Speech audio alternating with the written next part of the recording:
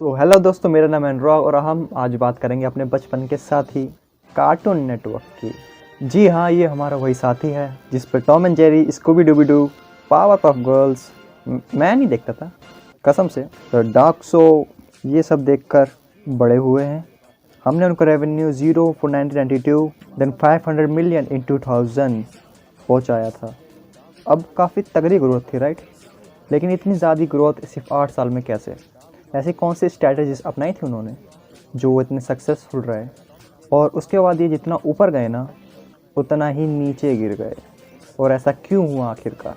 क्यों आखिर cartoon network की वीपी यानी वाइस प्रेसिडेंट खड़े खड़े रिज़ाइन करके कार्टून नेटवर्क को छोड़ दिया? और जब ये इतना गिर गया था तब कार्टून नेटवर्क का नाम कोई लेना भी नहीं चाहता था। वो आज कैसे 19.47 बिलियन रेवेन्यू का मालिक है? इन्हीं सारे सवालों के जवाब आज हम हमारे आज के इस वीडियो में, जिसका टाइटल है the rise and fall of cartoon network. Number 1, the beginning. चलिए सबसे पहले कार्टून नेटवर्क की दुनिया में चलते हैं, इनके उस्ताद टेड टर्नर के साथ, जिनकी कार्टून नेटवर्क की बनाने की वजह थी बच्चे। जी हाँ, बच्चे, क्योंकि 7 से 14 साल के बच्चे एक डेडिकेटेड एनिमेटेड चैनल हो जिस पे वो 24 घंटे कार्टून देख सकें और अपने बचपन को जी सकें। और आपको ये तो पता ही होगा कि टेड टर्नर दुनिया के सबसे पहले 24 आवर्स न्यूज़ चैनल CNN के भी मालिक थे। बस इन्हीं सब चीज़ों की प्रेरणा लेकर हमारे बचपन को रंगीन बनाने के लिए 1992 में डल्लन ने लॉन्च किया कार्टून नेटवर्क, जिसने अपनी शुरुआत MGM's, फ्लायर स्टूडियोज और हैना बारबरा प्रोडक्शन के एनिमेटेड वीडियोस को $320 मिलियन में प्लस पे करके खरीदा ताकि वो इनके शोज को अपने चैनल पे दिखा सके। तो अगर फ्रेंड्स आपको नाम समझ में दिक्कत हो रही है तो मैं आपको बताना चाहता हूँ, ये वही कार्टून नेटवर्क एनिमेटेड शो है जिसमें Scooby Dooby Doo, Yogi Bear, the Flintstone जैसे कई पॉपुलर कार्टून्स को बनाया है, जिसके USA के घर घरों में नाम जाना माना हो गया थी और उन्हें एक VP की ज़रूरत थी। और तब द बेटी Cohen, the first official VP president की एंट्री हुई। पर अभी भी मिल रही पॉपुलैरिटी के बावजूद कार्टून नेटवर्क टर्नर के 24 घंटे प्रोक्रेस्टिनेशन वाले प्लान के हिसाब से लॉन्च नहीं हुआ था। काफ़ी प्लानिंग और प्लॉटिंग के बाद बैटी और टर्नर ने मिलकर लॉन्च किया दुनिया का पहला 24 hours cartoon channel cartoon network, जिसे आप कभी भी ऑन करोगे 24 घंटे में तो आप अपने मनपसंद शोज देख पाओगे। और इस पर दिखाया जाने वाला पहला कार्टून था टॉम एंड जेरी का जुड़वा रैप्सोडी रैबिट, जिसे लॉन्च के फ़ौरन बाद 2 मिलियन यानी कि 20 लाख घरों में देखा जाने लगा। लेकिन इस सक्सेस से भी टर्नर और बैटी को कुछ खास खुशी नहीं हुई थी, क्योंकि वो अपने चैनल को हर घर में दिखाना चाहते थे। लेकिन उस समय कार्टून नेटवर्क पूरी दुनिया में मौजूद 18,000 चैनल्स में सिर्फ 233 केबल सिस्टम्स में ही शामिल था। तो इसलिए दोनों ने मिलकर एक तकलीफ लगाई।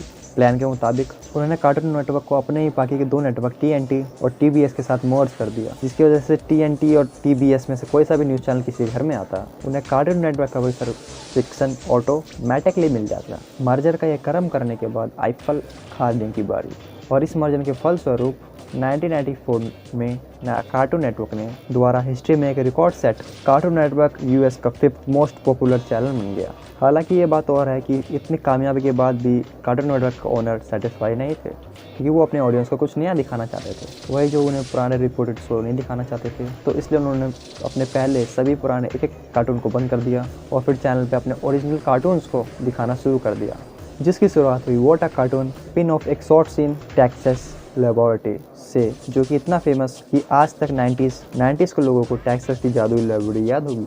फिर जिसके बाद 1997 से लेकर 1999 तक नंबर आया कार्टून नेटवर्क की ओरिजिनल लड़की बाज यानी कि जोनी ब्रावो, जो कार्टून भी काफ़ी फेमस हुआ, जिसकी बारी आई बहादुर द पावर पफ गर्ल्स की। बहुत ही जल्दी टर्बो कुत्ते यानी कि द करेजी द काउडली डॉग शो ने भी फॉलो किया और ऐसे ही कई सारी शॉर्ट सीरीज बनने लगी। बाय द वे, बाकियों को छोड़ो, इन्हें देखने के लिए मैं खुद स्कूल ना जाने के बहाने खोजता रहता था। लेकिन कार्टून नेटवर्क की फेमस सीरीज़ के बाद एड एंड एनी, क्योंकि वही तो एक ऐसा शो था जो चैनल ने थोड़ा सा हट के अपने सिस्टम से अलग करके बनाया था, और यही एक्सपेरिमेंट चैनल के लिए इतना लाभदायक साबित हुआ कि इसे 10 सालों तक चैनल पर कंटिन्यूसली दिखाया गया। कार्टून नेटवर्क के मालिक कार्टून नेटवर्क को लंबी गेस घोड़ा बनाना चाहते थे, तो इसलिए उन्होंने एक और तकलीफ लगाई, जिससे चैनल ने शुरू किया 2 टेलीकास्टिंग ब्रॉस। एक था कार्टून नेटवर्क फ्राइडे और दूसरा था बूमरैंग, जिसके कारण कार्टून नेटवर्क 2001 में दुनिया का सबसे पॉपुलर चैनल तो बन गया। लेकिन उसके बाद चैनल को और ग्रो करने में कार्टून नेटवर्क को काफ़ी सारे चैलेंजेस फेस करने पड़े, और CNN का पहला चैलेंज था एबिलिटी, क्योंकि 1999 में जो भी शोज़ या एपिसोड्स अपने ऑडियंस को दिखा रहे थे वो अपने सीरीज़ फॉर्मेट में नहीं थे। कोई भी एपिसोड एक दूसरे से लिंक नहीं होता था, जिसकी वजह से बच्चों को हर एपिसोड टूटा टूटा लगता था और बच्चे इसको शोज बोरिंग लगने लगे थे। और जिसके बाद कार्टून नेटवर्क के सामने आया एनिमेशन का दूसरा चैनल, जिसकी वजह से कार्टून इंडस्ट्री में एनिमेशन की दस्तक। ये वही एनिमे है जिसने सन 2000 में सिंचन को हंगामा और निकलोडियन पर लॉन्च किया था और जिसका हर एपिसोड बच्चों के दिमाग में अपना घर बनाने लगा था। और कार्टून नेटवर्क अभी भी अपने शो पे वही पुराने शोज दिखा रहा था, जैसे फास्ट एंड फ्यूरियस, फ्रेंड्स, घिसे पीटे और आउटडेटेड शोज दिखा रहा था। जिसके बाद आए मार्केट में भर रहे मुकाबले की, और यही था कार्टून नेटवर्क का अगला चैलेंज, जो का थी कंपटीशन का। बिकॉज आगे बढ़ने के लिए कार्टून के अगला चैलेंज हंगामा, निकलोडियन, डिज्नी सभी एक्सपर्ट्स एक्सपेरिमेंट्स कर रहे थे, अपने निच को बदलने लगे थे। और हंगामा तो डोरेमोन जैसा अडल्ट एनिमे बनाने लगा था। यस, डोरेमोन एक अडल्ट एनिमे है, उसे दिखाकर उन्होंने मार्केट पूरा कैप्चर कर लिया। इसके बाद रेस में बने रहने के लिए निकलोडियन और डिज्नी दोनों ने दिखाना शुरू किया reality and live action show. Hannah Montana, suite life on deck, जो कि स्विफ्ट लाइफ और जैकी कोडिन था, that's so Raven, etcetera etcetera. पर हमारा कार्टून नेटवर्क हाथ पे हाथ धरे बैठा था जब दुनिया इतनी बदलती जा रही थी, और जिसकी वजह से उन्हीं के ऑडियंस दूसरे चैनल पे शिफ्ट होने लगे थे। टाइम तो हर किसी के पास लिमिटेड होता है, या तो आप कार्टून नेटवर्क देखोगे या फिर डिज्नी या फिर हंगामा, राइट। पर इतने बड़े चैनल के गायब होने के लिए ये सारी वजह तो फिर भी छोटी, जिसकी वजह से चैनल में भी कुछ ऐसी चीज़ें हुई जिसकी वजह से एक्चुअली कार्टून नेटवर्क के डाउनफॉल करीब आने लगा, जिसे एक्चुअली सीएन का डाउनफॉल का एरा कहा जाता है। और डाउनफॉल का ये एरा शुरू हुआ अमेरिकन एयरलाइन MAOL के मर्जन के साथ। कहते हैं ना, मरता क्या नहीं करता, बस यही हाल था कार्टून नेटवर्क के मालिक के पास, टैग टर्नर का, जिन्होंने अपने चैनल को मार्केट में बचाए रखने के लिए साल 2000 में टाइम वार्नर की अमेरिकन ऑनलाइन कंपनी के साथ मर्जर करवा दी। पर ये मर्जर ऑडियंस को रास नहीं आया कि इस मर्जर की वजह से हैना बार्बर्स प्रोडक्शंस आइकॉनिक शोज जैसे कि Scooby Dooby do, cow and chicken को दिखाना बंद कर दिया था और अपने ही शोज दिखा रहे थे, जिन्हें देख के ऑडियंस नए नए शो को पुराने से कंपेयर करने लगी थी, जिसकी वजह से चैनल और टर्नर, सीसी वार्नर और मर्जर के लिए ये ट्रेजेडी साबित हुआ। फिर दूसरा वक्त था बेटी कोहेन के रिजेक्शन का, क्योंकि इतने बड़े मार्जिन का ट्रेजेडी में बदलना सीएन के बीपी इस कदर खटकने लगा था कि उन्होंने 2001 में खुद अनाउंस किया कि वो कार्टून नेटवर्क की प्रेसिडेंट की पोजीशन छोड़ रही है। हालांकि उनके रिजेक्शन का असली वजह की पता किसी को नहीं है, पर यह तो सच है कि कार्टून नेटवर्क ने अपने लीडर और अपने हिट शोज जान तो खो ही दी थी, क्योंकि बेटी के मौजूदगी में ही चैनल को अपनी आइडेंटिटी मिली थी, और उन्हें पॉपुलर शोज की वजह से भी, और बीपी के रिजेक्शन से हो रही बदनामी के चलते, जिसकी वजह से चैनल को जरूरत थी रीब्रांडिंग की, क्योंकि अपनी खोई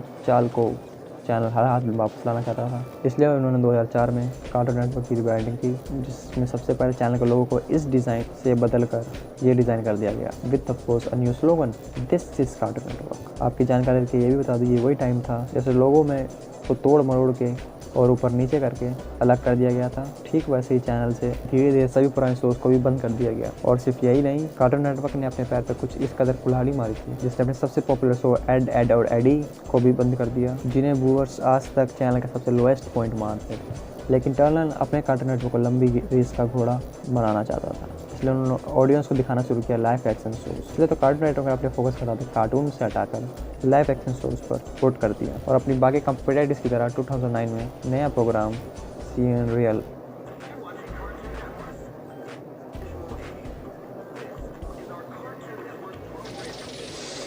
इसमें the other cider, the brain rush, destroy will destroy, dude, what will happen, Bobby says जैसे कई शोज टेलीकास्ट किए। हालांकि अपनी इस रेस में चैनल तो आगे कंपटीशन से आगे निकल गया था, लेकिन उसकी ऑडियंस चैनल पे वही रह के उन्हीं पुराने शोज को देखना चाहती थी जो उसके टाइटल को जस्ट। पर जब ऐसा नहीं हुआ, तब चैनल को ना अच्छे रिव्यूज़ मिले और ना ही अच्छी रेटिंग। नतीजन सब धीरे धीरे अपने फेवरेट चैनल कार्टून नेटवर्क को भुलाकर आगे बढ़ते चले गए। चलते क्या गए, चले गए थे। लेकिन फ्रेंड्स, कहते हैं जो गिर के उठना जानता है वही एक बड़ा ब्रांड बन पाता है। तो इसलिए इतने बड़े बड़े डाउनफॉल्स के बीच अनपॉपुलर होने के बाद भी कभी भी हार नहीं मानी, और मार्केट में बने रहने के लिए उनकी कोशिशें अब भी जारी है। हालांकि चैनल और उसने इतना सब होने के बाद भी हार नहीं मानी और बदल के वक्त के साथ अपने तरीकों को भी बदल लिया। तभी तो जहाँ पहले अपने फेवरेट शोज सिर्फ टीवी चैनल्स में ये देख सकते थे, कार्टून नेटवर्क ने खुद अपना एक ऐप लॉन्च कर दिया था, जिसके साथ बच्चे कार्टून देखने के साथ भी अपने फेवरेट कार्टून बैन 10 का भी गेम खेल सकते हैं। साथ ही अपने नुकसान से सबक लेते हुए 2010 में चैनल अपने लोगो, अपना मार्केट स्ट्रेटेजी दोनों बदल ली,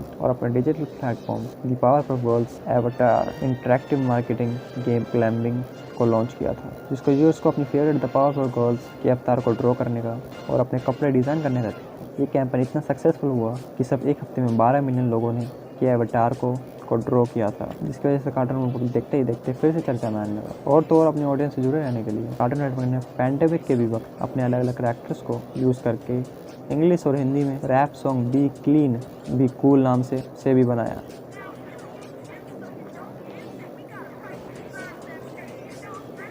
जिसका वैसे तो मकसद था अपने ऑडियंस तक हेल्थ और हाइजीन के मैसेज को पहुंचाना, पर इसके साथ ही चैनल अपने आप को भी लोगों के साथ लोगों के दिलों में जिंदा रखना चाहता था।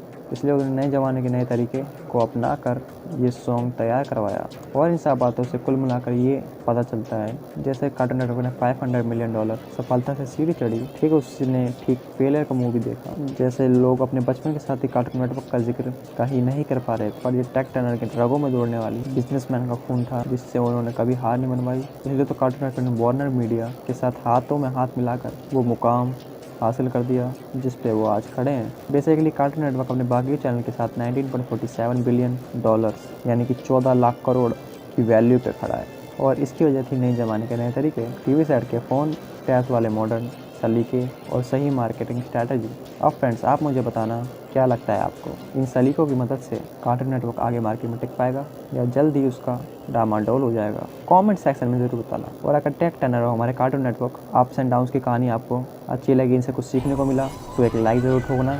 मेरे चैनल मिस्टर रैंचो को सब्सक्राइब अभी कर लो और बेल नोटिफिकेशन अभी ऑन कर लो, और ऐसे इंटरेस्टिंग एजुकेशनल कॉमेडी वीडियोस आप तक सबसे पहले पहुंचेगी। विद दैट सेड, ऑलवेज जय हिंद।